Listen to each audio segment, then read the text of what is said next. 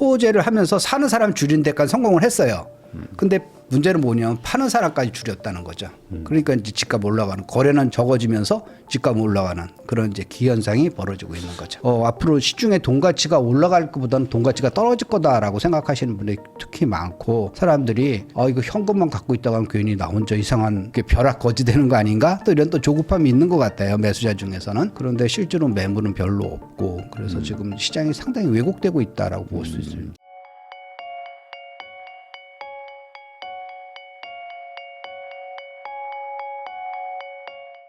안녕하세요. 부익남TV의 부익남입니다. 오늘은 부동산 투자 전문가이시죠. 아기곰님 모시고 최근 부동산 시장에 대해서 이야기 한번 나눠보겠습니다. 안녕하세요. 안녕하세요. 네. 또 오랜만에 나와주셨습니다. 네. 이제 또 새해가 또 밝았기 때문에 네. 또 새로운 마음으로 이제 부동산 시장 또 어떻게 봐야 될지 궁금해 네. 하시는 분들 많을 것 같아가지고 그쵸? 오늘 아기곰님이 좀 지금 시장에 대해서 좀 정확하게 얘기 좀 해주시면 좋을 것 같습니다. 우선은 지금 거래량 엄청 줄었다. 네. 이런 내용들도 많고 아니다. 이거 네. 좀 뭐 착시다 뭐 이런 얘기들도 막 의견이 분분합니다. 네, 우선은 네. 기본적으로 지금 시장 분위기, 특히 이제 거래량 기준으로 어떤 네, 상황인지 좀 알려주시죠. 요새 이제 신문 보면은 집값은 이제 계속 뭐 신고가는 계속 하는데 네. 거래량이 줄었으니까 그거는 그냥 그 몇 개가 우연히 거래가 돼가지고 집값이 오른 것처럼 보이는 거다. 그거는 뭐 믿을만한 숫자가 아니다. 이제 이런 논리를 펴는 이제 네. 그 주장도 있는데요. 거래량이 과거에 비해서 이제 준 건 사실이에요. 그런데 그게 조금 이제 토지 때문에 좀 왜곡이 됐거든요. 한번 같이 사이트를 보면서 한번 줘볼까요? 네. 서울 부동산 광장을 보면은 이제 내일 이제 요게 이제 숫자가 변하긴 하는데요. 네. 여기 보면 이제 아파트 있고 주택이 있는데 아파트 보면은 한번 같이 숫자를 한번 보시도록 하겠습니다. 자, 여기 보시게 되면은 이제 서울 전체 거래량이에요. 그러면 이제 10월, 11월, 12월 보시는데 뭐 12월은 이제 1월 말까지 거래된 거니까 이건 의미가 없고, 그다음에 이제 10월하고 이제 11월을 보시면 되겠습니다. 10월의 거래량이 지금 현재 보면은 8만 5천 채 가까이 됐잖아요. 8만 4,096채고. 네. 그다음에 이제 11월이 되면 이제 3,300채가 채 안 돼 가지고 반토막도 더 났어요. 이걸 보고 이제 거래 절벽이니 이제 이렇게 말씀을 하시는 거예요. 네. 특히 11월 거래 같은 경우는 이제 12월 말까지가 이제 신고가 거의 됐으니까 이게 거의 확정된 숫자 아니냐라고 이제 사람들이 많이 착각을 하시는데, 근데 이제 여기서 한번 구체적으로 한번 보죠. 왜 이게 이렇게 줄었나를 보시게 되면은 네. 우선 이제 구체적으로 강남구를 한번 볼게요. 자, 강남구를 한번 보겠습니다. 네. 강남구를 보게 되면요. 강남구는 거의 안 줄었어요. 그렇죠? 네. 강남구는 거의 비슷하고, 그다음에 서초구도 보겠습니다. 서초구도 거의 줄지가 않았습니다. 네. 10월하고 11월이고. 송파구도 마찬가지예요. 송파구도 지금 현재 보면은 거의 줄지가 않았죠. 네. 송파도 조금 네. 이제 줄었는데 지금 현재 보면은 크게 줄진 않았다. 예. 용산구도 한번 볼게요. 용산구까지. 왜 이렇게 보여드리냐면요. 그 4개의 구를 먼저 보여드리는 거예요. 4개의 네. 구를 이렇게 보여드리면 이것도 거의 준 게 아닙니다. 네. 크게 큰 차이가 없는데. 자, 근데 이제 성동구부터 그다음에 이제 그 4군데 다음에 집값이 내가 성동구거든요. 성동구부터 보면은 거래가 거야말로 극전 직하로 확 떨어져요. 거래가 황장이 줄었잖아요. 네. 마포구 4분의 1 통은 났네. 네. 그다음에 마포구도 마찬가지고요. 그 집값 비싼 마포구도 이렇게 막 줄었어요. 네. 그래서 이걸 왜 이런 현상이 벌어지느냐? 똑같은 서울인데도 강남 3구와 용산구는 조금밖에 줄지 않았는데 나머지 구는 많이 줄었어요. 그러니까 어떤 신문에서는 또 이렇게 분석을 하더라고요. 그거는 강남 3구는 이미 규제에 많이 사람들이 익숙해가지고 네. 그거에 쇼크가 적은데 나머지는 규제가 이번에 10월 15일 조치로 내가 처음 들어와서 쇼크가 커서 그렇다. 네. 땡 틀렸습니다. 그게 아니고 토지의 착시 현상 때문에 그래요. 네. 토지는 거래가 자기가 쉽게 하는 게 아니에요. 우선 신청을 하게 되면은 구청에서 최소 3주를 갖고 있어요. 네, 3주를 갖고 있어가지고, 그러니까 계약을 되면 강남 3구나 용산구는 이미 토지가 옛날에 됐잖아요. 네. 그러니까 3주가 딜레이 돼서 되는 거니까 11월에 거래량이 뜬 거는 이제 그 강남 3구 입장에서 10월 달에 이제 실제로 할까 그렇죠. 말까 의사 결정이 된 게 이제 11월에 이제 거래량이 뜬 건데, 나머지는 10월 15일 이후부터는 그다음에 거기서 의사 결정을 했다 하더라도 일단은 그 구청에 가가지고 최소한 3주를 시간을 갖다가 끌기 때문에 네. 거기서 보면 3주분이 여기 들어가지가 않은 거죠. 그래서 이런 현상은 지금 현재 보면은 지금 이렇게 적어 보이지만은 요게 이제 몇 달 지나면은 그러니까 뭐 한 두세 달 지나면은 거의 뭐 강남 3구의 흐름이나 다른 지역의 흐름이랑 거의 비슷해 보여질 거다라는 겁니다. 그래서 아까 강남 3구나 용산구 같은 건 조금은 줄었죠. 네. 근데 아까 마포구나 성동구나 나머지 구도 다 똑같습니다. 아까 제가 마포구와 성동구만 보여드렸는데 그런 흐름이 보이는 거기 때문에 지금 거래량이 줄었다라는 거는 착시 현상이다라고 생각하시면 되겠습니다. 조금은 줄었는데 착시 현상이다. 그럼 결론은 그 토허제가 이제 새로 적용이 되면서 그렇죠. 예, 사실상 이제 행정 절차를 밟고 있는 물건들이 맞습니다. 많다. 예, 예. 처음에 적용됐기 때문에 그런 이제 행정 절차상의 문제고요. 그다음에 조금 이제 강남 3구도 줄었지 않습니까? 예, 강남 3구도 줄고 다른 데도 좀 줄었는데 지금 이제 그 이 준다는 것 자체가 어떤 거냐면은 옛날 같은 경우는 전세가 끼어 있는 매물도 팔 수가 있었잖아요. 네. 근데 지금 전세가 끼어 있는 팔 수가 없어요. 파는 사람 입장에서는 사는 사람 입장에서 보면 실거주 하는 사람 이외에는 살 수가 없어요. 네. 특히 다주택자는 살 수가 없어요. 그렇게 되는 거니까 수요도 줄고 그다음에 공급도 기존에 팔 수 있는 물건도 줄고 그래서 거래가 줄은 거는 사실인데 아까 네. 같이 약간 지금은 처음 제도가 시행되면서 그런 이제 그 행정적인 딜레이가 좀 있다. 딜레이가 있다. 아까 거의 한 달이 4주인데 4주 중에 3주가 지금 딜레이가 되기 네. 때문에 그런 문제가 있고 그래서 이제 반대로 왜 집값이 오릅니까라는 거에 그 원인 중에서 하나도 그거예요. 그러니까 뭐냐면 집값이 떨어지려면 파는 사람은 막 많고 사는 사람은 적어야 되는데 네. 오케이 그래서 토제를 하면서 사는 사람 줄인 데까지 성공을 했어요. 근데 문제는 뭐냐면 파는 사람까지 줄였다는 거죠. 그러니까 이제 집값 올라가는 거래는 적어지면서 집값 올라가는 그런 이제 기현상이 벌어지고 있는 거죠. 결국에 가격은 수요와 공급인데 공급도 그렇죠. 많이 줄었다. 수요도 네, 예, 줄었지만 맞습니다. 예. 그러면서 이제 약간 예. 딜레이까지 됐기 때문에 예, 예. 그리고 이제 최근에 패턴을 보면 항상 연말에는 네. 약간 좀 거래량이 좀 줄기도 하잖아요. 이거 원래 좀 약간 시기가 그렇죠. 매년 12월 보면은요, 지금 현재 그 가장 거래가 적고, 그 다음에 이제 집값 상승이 조금 적은 때가 이제 보통 12월인데, KB국민은행도 이렇게 지수 보게 되면 1986년 1월부터 나온 거 지수 쭉 보게 되면은 매년 12월이 가장 집값 상승률이 낮아요. 이제 그 이유는 뭐냐면 이제 보통 몇 가지인데요. 첫 번째는 이제 뭐 날씨가 안 좋으니까 집 보러 가는 사람이 적다 네. 하는 것도 있을 수가 있고, 그건 아무나 쉽게 생각할 수 있는 거고요.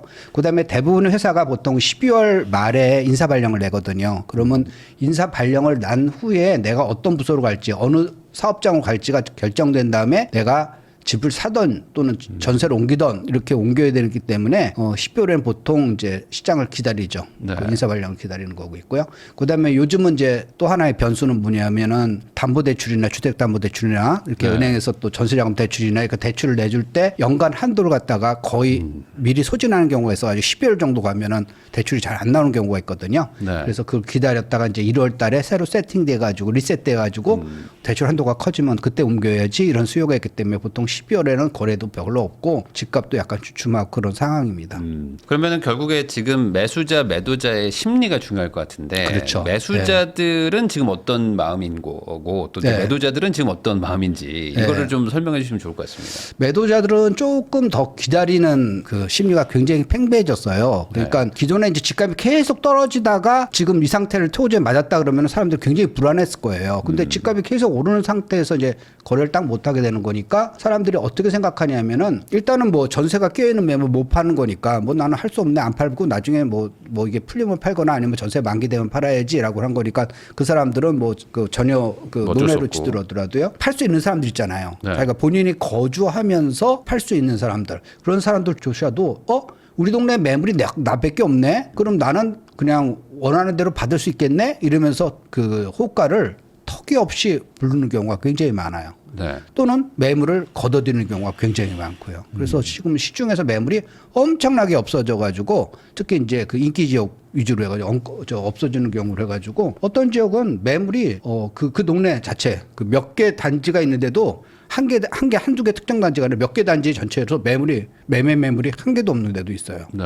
예, 그렇게 매물이 없어지니까 그러다가 이제 약간 이제 어떤 사람이 나 조급해가지고 야 집값 앞으로 오른다는데 지금 집이라도 빨리 사야 되지 않겠어라는 사람이 하나 사게 되면은 이제 어쩌다 나온 매물 잡아가지고 사게 되면은 그게 이제 기존의 호가보다 엄청 올랐기 때문에 그러면 이제 실제로 실거래가가 팍팍팍팍 뛰는 그런 현상이 지금 나타나고 있는 거죠. 그러니까 과거에도 약간 거래량은 주는데 신고가가 툭툭툭 튀어 올라가는 네, 그런 예. 현상들이 있었거든요. 이런 예, 거 예. 규제가 강할 때는 맞아요. 이번에도 약간 그런 식이 좀 예상된다는 거죠. 예. 그게 사실 바람직한 건 아니거든요. 네. 그러니까 거래가 많아야 돼요. 그러니까 기본적으로 규제가 조금 이제 규제라는 게 없어져 가지고 팔고 싶은 사람 팔고 네. 사고 싶은 사람 사고 이래야지 이제 정말 이게 경제 원리에 따라서 경제가 안 좋으면 집값이 떨어지고 경제가 좋으면 집값이 올라가고 이제 이게 반영되는데 팔 수도 없고 살 수도 없고 이렇게 만드는 거니까 어쩌다 하나 툭툭 튀어나오는 것에 따라서 가격이 막 확 오르고 또 신문에서는 언론에서는 또 그게 얼마에 거래됐네 이렇게 보도가 되니까 사람들이 더 불안하고 이제 이렇게 되는 거죠. 그럼 예전에 막 갑자기 막 급락하고 이럴 때는 네, 이제 예. 매도자들이 막 급해가지고 막 파는데 네. 살 사람이 없으니까 그렇죠. 뚝뚝뚝 막 떨어졌잖아요. 네, 예, 그럼 예. 반대로 지금은 매도자들은 잘 안 팔고 싶은데 네. 매수자가 조급해야 지금 이렇게 툭툭 올라갈 거 아닙니까? 지금 그렇죠. 매수자들은 좀 네. 조급하다고 봐야 되나요? 매수자 중에서도 조급하신 분들이 꽤 있죠. 최근에 이제 그 자산 시장이 전부 다 폭등을 했잖아요. 네. 그러니까 지금 금값 같은 경우도 많이 많이 오르고요. 올랐죠. 근데 금값이 이제 우리나라만 오른 게 아니라 그 전체적으로 많이 올랐잖아요. 네. 금값도 올라가 그만 오른 게 아니라 뭐 은도 은도 오르고 엄청납니다, 지금. 백금, 팔라디움 다 오르고 자산 시장이 거의 다 올랐어요. 주식 시장도 많이 오르고요. 네. 뭐 이렇게 되는 거니까 지금 현재 보면은 사람들이 그 이후로 이제 인플레이션이 올 거다라는 거에 대해서 사람들이 별로 의심을 안 하는 거예요. 그러니까 이제 앞으로 시중의 돈 가치가 올라갈 것보다는 돈 가치가 떨어질 거다라고 생각하시는 분들이 특히 많고 우리나라 같은 경우는 이제 미국 달러가 사실 지금 약세거든요. 근데 네. 그 달러 약세인 달러보다도 더 약세를 보이는 거니까 이거 한국의 달러가 이렇게 한국 돈 이렇게 약세가 되는 거는 시중에 돈이 너무 많이 풀려서 오는 거 아닌가라는 생각을 가지니까 사람들이 이거 현금만 갖고 있다가 하면 괜히 나 혼자 이상한 조금 이렇게 벼락 거지 되는 거 아닌가 또 이런 또 조급함이 있는 것 같아요. 매수자 중에서는. 그런데 실제로 매물은 별로 없고 그래서 지금 시장이 상당히 왜곡되고 있다라고 볼 수 있습니다.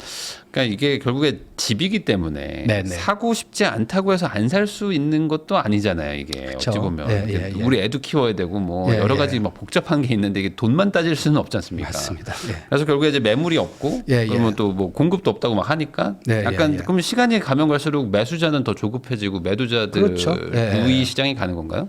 이게 계속 이게 라면이나 빵 같은 건 계속 찍어내면 되잖아요. 네. 근데 그 집이라는 거는 그렇게 쉽게 질 수도 없고 집을 짓는다 하게 되더라도 뭐 3기 신도시, 4기 신도시, 5기 신도시 계속 짓는다 하더라도 기존에 있는 입지가 아니라 점점 외곽에 되실 수밖에 없잖아요. 네. 기존에 있는 집은 거기서 없어지는 게 아니기 때문에 재건축을 통합석을 하는군요. 아니고서는 이제 없어지는 게 아니기 때문에 지금 현재 보면 그러면은 지금 한시라도 내가 빨리 그래도 좋은 입지에 있는 자산을 확보해야겠다라는 심리가 있기 때문에 사람들이 이제 조급해하는 거죠. 자, 그러면은 이게 당장은 뭐 지금 연말에다가 뭐 지금 뭐 규제도 있었기 때문에 조금 뭐 잠잠해졌다라고는 하지만 네, 결국에 예. 이게 문제가 본질적으로 해결이 안 된다면은 네, 네. 그 뭐 다시 또 막 상승세가 또 강해질 텐데 그렇죠. 정부가 네, 그런 네, 걸 또 모르지 않아서 네. 지금 어쨌든 뭐 규제책들을 막 더 낼 수도 있는 거 아닙니까? 네네. 그러면 결국에는 지금 규제로 다시 규제 강화로 가고 있는데 네. 이게 시장에는 어쨌든 부작용이 더 큰 거죠. 그렇죠. 네. 네. 그러면 결국에는 그렇다고 뭐 당장 공급이 되는 것도 아니고 네. 그럼 당분간은 그러면 뭔가 방법이 없다 뭐 이렇게 봐야 되는 건가요? 이거 어떻게 봐야 됩니까? 지금 어떤 정책이든 이제 그 정부에서 네. 내가 이렇게 하면은 시장이 이렇게 되고 이렇게 하면 이렇게 돼 가지고 그 안에서 그러면 너무 심하면 이렇게 풀어주겠다 그 안에 컨트롤 안에 그러니까 정부가 시장을 컨트롤할 수 있는 수준에서 이제 규제가 나와야 되는데 네. 지금 현재 규제를 갖다가 거의 그냥 남발 그러니까 약을 너무나 이렇게 막 그동안에 많이 썼기 때문에 사람들이 그 내성이 생긴 거예요. 네. 그 내성이 생겨가지고 이러다가 뭐 몇 달 있다가 이게 뭐 풀리고 몇 달 있다가 풀리고 이렇게 되니까 지금 현재 보면은 사람들이 그거에 대해서 기다리면 되겠다 뭐 이렇게 되는 거죠. 그러니까 규제도 잘 안 먹히고 또 그 규제 때문에 여러 가지 부작용이 생기고 거기서 추가적으로 그렇다고 규제를 풀었다가는 또 그 어떻게 후폭풍이 어떻게 닥칠지 모를지 모르니까 규제도 쉽게 풀 수가 없고 막 이런 현상이 계속 벌어지고 있습니다. 제가 지금 현재 그 집값 흐름 파워포인트를 하나 만들어 온 게 있는데요. 네. 자 여기에 이제 한번 보시면은 요게 이제 주간 상승률이거든요. KB국민은행에서 주간 상승률인데 매주 전주에 비해서 얼마나 집값이 올랐느냐라는 건데 네. 이게 이제 0%보다 미치면 이제 집값이 하락한 거고 0%에서 이제 0.1% 매주 오르면은 이걸 갖다 이제 보통 보합 수준이라 보시면 되겠습니다. 네. 1년에 이제 그 KB국민은행에서 1년이 52주지만은 설날 때하고 추석 때 발표를 안 하기 때문에 1년에 딱 50주를 발표합니다. 그러니까 0.1%씩 오른다는 건 이제 1년에 5%씩 오른다는 거죠. 그러니까 요게 이제 보합 수준이고 요게 0.1% 이상 오르면은 지금 이제 상승 국면이고 보통 0.2% 이상 오르면 이제 급등 또는 폭등이라고 그러는데 그러니까 1년에 0.2%씩 해서 매주 오른다고 그러면 1년에 10% 이상 오른다는 거죠. 네. 지금 현재 수준을 보게 되면은 지금 굉장히 많이 올랐다가 좀 떨어진 거죠. 그래서 네. 작년 2025년 보면 크게 이제 세 개의 그 큰 산을 이뤘는데 첫 번째 그 오세훈 시장이 그 대치동하고 이제 토제 그 네 개의 동을 갖다가 풀어가지고 그것 때문에 좀 많이 좀 비난을 받았죠. 그래서 그 풀었다가 거기서 이제 다시 묻는 과정에서 이제 집값이 한번 저기 올랐었고요. 그 다음에 이제 현 정부 들어와가지고 규제가 들어올 거다라고 사람들이 이제 겁을 먹으니까 빨리 규제 들어오기 전에 집 사야지라고 하면 조급함 때문에 집값이 이제 쫙 올랐었죠. 네. 그래서 6월 23일 날 이제 피크를 쳤고 그것 때문에 이제 6월 627 조치가 나왔죠. 그래서 다시 한번 이제 주춤했고요. 그다음에 이제 세 번째로 이제 가장 최근에 그 조치인 11호 조치가 나왔습니다. 그 전후로 해서 집값이 올랐다가 지금 주춤했는데 과거에 보게 되면은 가장 올랐을 때하고 이제 그다음에 요게 그 규제가 약발을 다 한 게 보통 두 달이 안 됐어요. 네. 여기서도 두 달, 여기서 두 달. 그다음에 11호 조치에서는 지금 이제 두 달 정도에서 이제 그것도 바닥을 치고 조금씩 이제 슬금슬금 가는데 지금 현재로서 보면은 가장 그 11호 조치가 나왔을 때에 비해서는 상승폭이 굉장히 좀 줄었긴 하지만은 지금도 아까 뭐예요? 0.2가 넘어가면 급등 수준이다라는 거죠. 그래서 지금 집값이 이제 서울은 이제 급등 수준이고요. 그다음에 이제 전국으로 따지면은 이제 보합 수준 네. 상승률을 보이고 있다라고 할 수가 있습니다. 그러면은 이거 지금 보면 이제 서울 얘기도 많이 해주셨지만 네. 지금 전국도 보면 네네. 전국 기준으로도 올라가고 그렇죠. 있어요. 전체적으로 네. 보면 파란 선을 보게 되면은 전체적으로 흐름이 지금 이제 상승으로 이제 그 가닥을 잡은 거로 되어 있죠. 그러면은 이제 지방에 계신 분들은 네. 사실 지방은 더 넓으니까 그렇죠. 완전 또 체감하는 게 다를 수도 있거든요. 예, 그래서 예. 어떤 뭐 이제 광역시 막 이런 데들은 막 지금 막 올라간다고 하는데 네, 예. 다른 동네들은 뭐 조용하기도 하고. 네, 맞습니다. 지방도 지금 전반적으로 올 한 해 네. 좀 분위기가 좀 괜찮아질까 어떻게 보세요? 올해는 이제 그 반등이 이제 시작하는 해라고 저는 보고 있거든요. 이게 네. 2025년까지는 이제 조금 이제 어려웠다라고 하게 되면 2026년부터 이제 반등을 모색하는다 그러고 지방이 이제 우리가 지방시라는 게 하나 없잖아요. 그 그렇죠. 브랜드가 뭐 지방시는 지방시 뭐 없죠. 브랜드 보이지만 지방시라는 게 하나 없으니까 지방이라는 게 여러 군데 짝에서 있단 말이에요. 네. 거리도 서로 멀고 또 특성도 조금씩 다르고 그래서 그걸 갖다 뭉쳐가지고 똑같은 하나의 말로 정의하기는 굉장히 어렵습니다. 근데 뭐 지방 중에서도 울산 같은 데는 뭐 이미 이제 하반기 넘어서는 완전히 상승세로 돌아섰고요. 부산 같은 데도 보통 이제 그 한 4, 4분기에 들어와서 이제 상승세로 조금 돌아서고 대구 심지어 이제 대구도 이제 12월 정도로부터 이제 상승세로 좀 돌아서고 이제 설날오는 거고 네.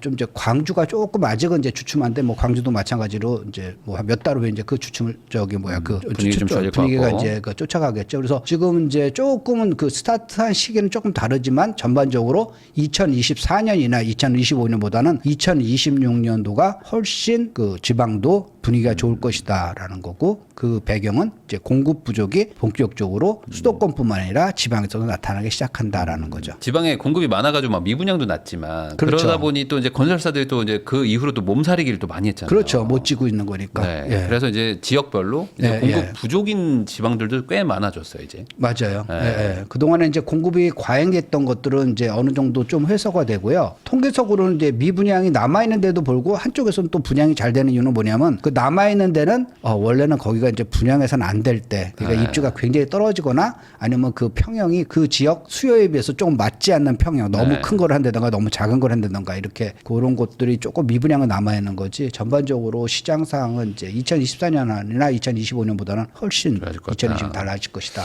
그러면은 올 한 해 뭐 하락 요소나 하락 요인으로 볼만한 것들은 좀 없을까요? 가장 큰 거는 이제 경기 하락이죠. 네. 기본적으로 이제 부동산도 경제 활동 중에 하나니까 기본적으로 꾸준히 실물 시장에서 돈이 들어와야지 이제 집값이 오르는 거거든요. 네. 근데 그 전에는 이제 실물 시장보다는 이제 그야말로 이제 대출이나 이런 자산 시장에서 이제 돈이 많이 들어온 거죠. 비트코인 오르니까 암호화폐 오른 사람들이 산대던가 또는 주식시장에서 돈을 번 사람들이 산대던가 또는 대출을 받아 산대던가 이렇게 자산 시장에서 돈이 들어와가지고 집값이 많이 올랐는데 기본적으로 이제 실물 시장이 좀 활성화되면서 그러니까 쉽게 얘기해서 이제 장사가 잘 되고 사업이 잘 되고 내 월급이 많아지면서 이제 그 잉여 자금 갖고 이제 집값이 올라가야 되는데 아직까지는 경기가 조금 불안하다라는 게 지금 가장 큰 리스크죠.